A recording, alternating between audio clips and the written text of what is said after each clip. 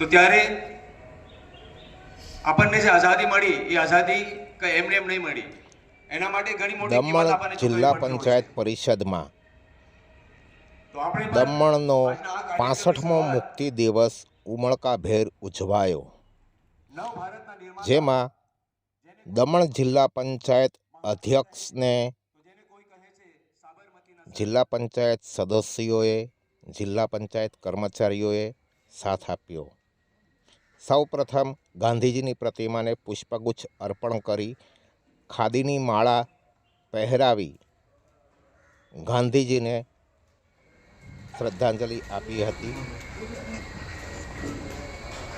અને ત્યારબાદ તદુપરાંત ધ્વજવંદન કરાયું હતું.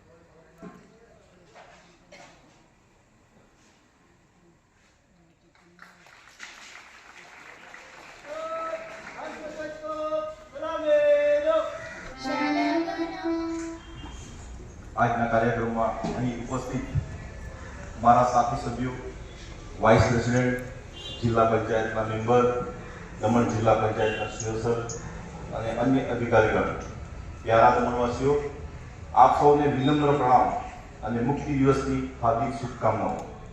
આજે આપણે સૌ અહીં 19 ડિસેમ્બર આ ઐતિહાસિક દિવસે એકત્ર થયા છીએ. આજનો દિવસ આપણા માટે ગૌરવ, સ્વાભિમાન અને આત્મસન્માનનો દિવસ છે. આજનો દિવસ 1961માં ભારત માતાના વીર સપૂતોએ ઓપરેશન વિજય દ્વારા 450 વર્ષની પોર્ચુગીઝ ગુલામીના જંજીરો તોડી દમણ અને દીવને અને આપણા ભારતના મુખ્ય પ્રવાસ સાથે ગૌરવપૂર્વક જોડાયા હતા.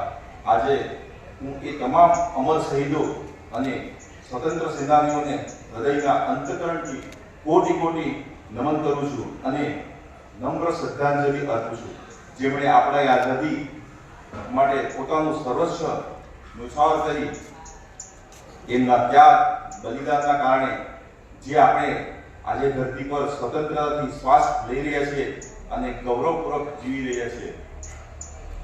દમણ જિલ્લા પંચાયતના પ્રમુખના અધ્યક્ષ તરીકે આજે ઐતિહાસિક અવસરે આપ સૌને સંબોધવાનું મારા માટે વિશેષ ગૌરવ અને સૌભાગ્યની વાત છે. આપ સૌએ મારા પર જે વિશ્વાસ વ્યક્ત કર્યો છે તેના માટે હું હૃદયપૂર્વક આપ સૌનો આભાર માનું છું અને આપ સૌને ખાતરી આપું છું કે હું જનસેવા, વિકાસ, સુશાસનને સર્વોચ્ચ પ્રાથમિકતા આપીશ. છેલ્લા કેટલાક વર્ષોમાં આપણા સમ પ્રદેશના વિકાસની અભૂતપૂર્વ યાત્રા શરૂ છે અને વિકાસના માર્ગ પર સતત આગળ વધી રહી છે. દમણ જિલ્લા પંચાયતના વિકાસના આ આયામ સાબિત થઈ રહ્યા છે. નવનિર્મિત શાળાઓ, સ્માર્ટ ક્લાસીસ, અને નવી શિક્ષણ નીતિઓને આપણી યુવાન પેઢીઓને રાષ્ટ્ર નિર્માણ માટે તૈયાર કરવામાં આવી રહી છે. પ્રાથમિક સ્વાસ્થ્ય કેન્દ્રનું આધુનિકીકરણ અને નવા હોસ્પિટલોનું નિર્માણ થઈ રહ્યું છે. નાગરિકોને વધુ સારી સ્વચ્છ સુવિધાઓ મળવા જઈ રહી છે. નમો પથ, જંપોરા શિખર, સમુદ્ર કિનારાઓને વિશ્વમાં ખ્યાતિ મળી છે. આજે પર્યટન વધારો થયો છે, જેથી રોજગારના નવા અવસરો પેદા થયા છે.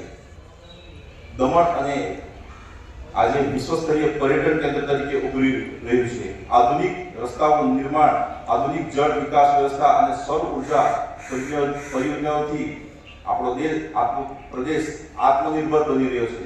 સ્વયં સહાયતા જૂથોને પ્રોત્સાહન, રોજગાર, તાલીમ, સુરક્ષા યોજનાઓથી મહિલાઓને આર્થિક રીતે સશક્ત બની રહી છે. સબકા સાથ, સબકા વિકાસ, સબકા વિશ્વાસ અને સબકા પ્રયાસ આજે માત્ર સૂત્ર નથી, પરંતુ પ્રદેશની કાર્ય સંસ્કૃતિ બની રહી છે. આપણી પ્રદેશની પાવન ધરતી પર સાકાર થતા જોઈ રહ્યા છે. આ અવસરે હું આપણા માનનીય પ્રશાસક શ્રી પ્રફુલભાઈ પટેલજીનો વિશેષ આભાર અભિનંદન વ્યક્ત કરું છું કે તેમના કુશળ માર્ગદર્શન, દ્રઢ નિર્ણય ક્ષમતા અને વિકાસમુખી દ્રષ્ટિકોણના આજે આપણા પ્રદેશ સુશાસન, ઝડપી નિર્ણય પ્રક્રિયા, પરિણામલક્ષી પ્રશાસનનું ઉત્તમ ઉદાહરણ બન્યો છે. તેમની દ્રષ્ટિકોણ, સમર્પણે આપણા જિલ્લાના નવી દિશા, આ પ્રગતિ, યશસ્વી પ્રધાનમંત્રી શ્રી અસાધારણ નેતૃત્વ અને તેમની દૂરદર્શી વિચારધારા આભારી છે. આજે આપણો દેશ વિકસિત ભારત 2047 ના લક્ષ્ય તરફ આગળ વધી રહ્યો છે. માનનીય પ્રધાનમંત્રીનું સ્વપ્ન છે કે જ્યારે ભારત પોતાની આઝાદીના 100 વર્ષ ઉજવે ત્યારે આપણો દેશ આત્મનિર્ભર અને સમૃદ્ધ હોય. તેઓને વિકસિત ભારતના 2047ના જે લક્ષ્ય આપણને આપ્યું છે તેની ઝલક આપણે દમણમાં પણ જોઈ રહ્યા છે. દમણ જિલ્લા પંચાયતના આ સંકલ્પને સિદ્ધ કરવા માટે સંપૂર્ણ રીતે કટિબદ્ધ છે.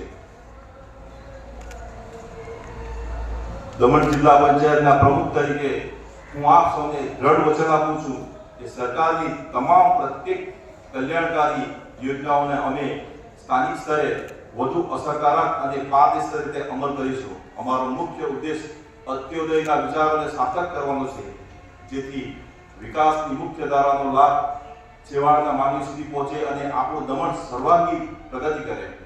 આવો આજના પવિત્ર દિવસે આપ સૌ મળીને સંકલ્પ લઈએ છીએ. આપણા કર્તવ્યનું ઈમાનદારીથી પાલન કરીશું, લોકશાહી મૂલ્યોની રક્ષા કરીશું, સમાજમાં અંતિમ વ્યક્તિ સુધી વિકાસ પહોંચાડીશું અને આપણા દમણ જિલ્લાને વિકસિત ભારતની યાત્રામાં એક આદર્શ મોડલ બનાવીશું. અંતમાં હું આપ સૌને ફરી એકવાર દમણ દીવની મુક્તિ દિવસની હાર્દિક શુભકામનાઓ પાઠવું છું. ધન્યવાદ. ભારત માતા કી જય. વંદે માતરમ.